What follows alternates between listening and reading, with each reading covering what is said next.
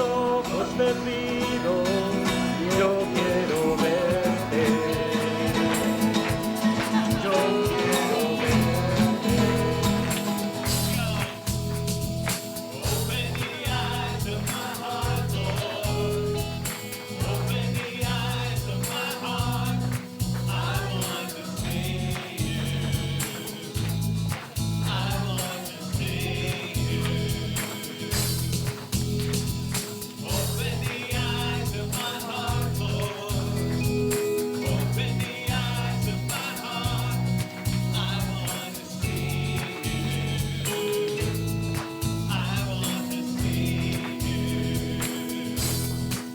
This is the first time that either of us has been on a mission trip to Nicaragua, and I think it's good to be able to come on a trip like this with my husband, because I don't think I could explain all this stuff when we come back home, and I'm glad that we got to see it together and share the experience and share the love of the people and just getting to know the country and the way of life.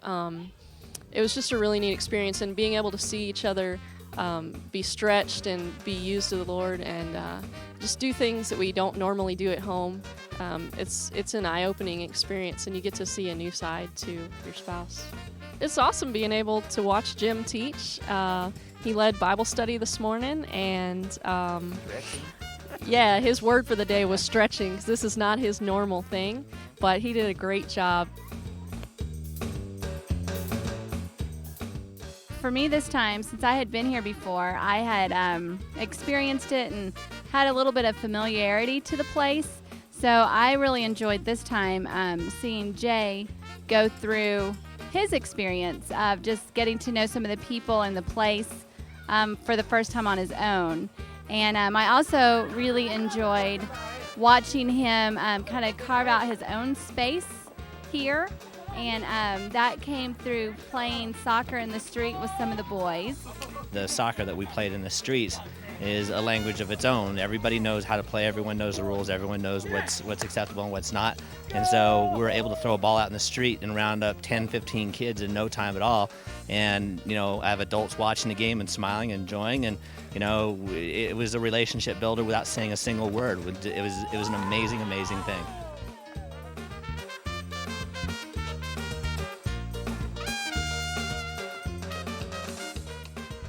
Well, I had wanted to go a couple times, but really I already traveled quite a bit, and I didn't really want to go and be separated from the family.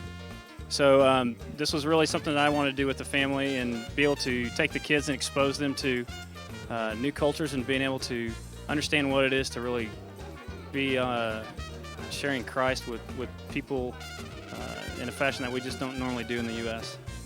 I was worried about Robbie being bored, and he has not been bored. He's had a blast, and how he's communicated with children that they don't speak the same language, but they've overcome those barriers. That's been incredible. It's my privilege to baptize you, my brother Jose, in the name of the Father, the Son, and the Holy Spirit. Buried with Christ in baptism, raised to walk in new life.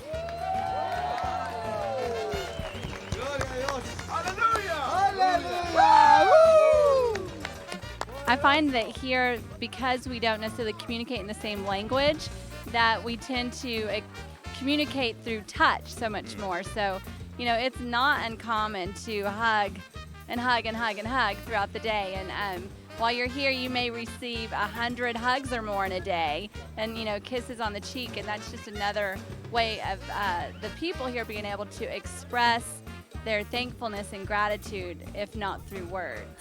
One of the things that impressed me the most is when we first got here, we walked up to the church, and they're coming out into the street when they see the vans pull up, and I've never met anyone here. I don't know who any of these people are, and it took probably